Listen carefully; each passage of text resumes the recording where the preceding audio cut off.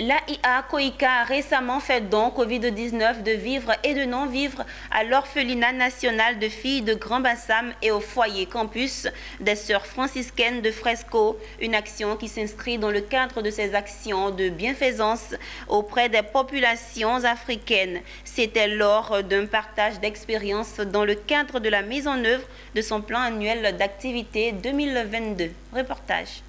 L'Association des anciens stagiaires ivoiriens, l'Agence internationale de coopération coréenne, en activité de partage d'expériences dans le cadre de la mise en œuvre de son plan annuel d'activité 2022.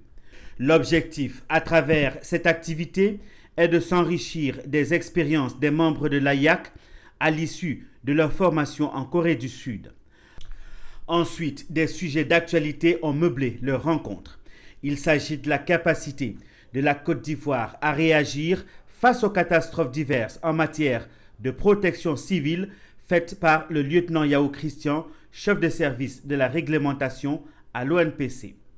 La seconde présentation a été faite par Kofi Evariste, sous-directeur au ministère de la Communication et de l'économie numérique sur le thème TIC et le e-gouvernement.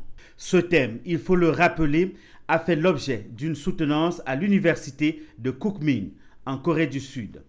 Autre temps fort de la rencontre, des dons Covid en vivres et en non-vivres à l'orphelinat de National de filles de Grand Bassam et au foyer campus des sœurs franciscaines de Fresco. Une action qui s'inscrit dans le cadre de ces activités de bienfaisance auprès des communautés ivoiriennes. La présente cérémonie combinée vise à la fois à nous enrichir des expériences de deux membres de l'AIAC à l'issue de leur formation en partenariat avec la Corée du Sud et poursuivre le soutien à travers des structures prenant en charge des personnes vulnérables dans le cadre de la riposte au Covid et son corollaire d'impact divers, notamment au plan socio-économique.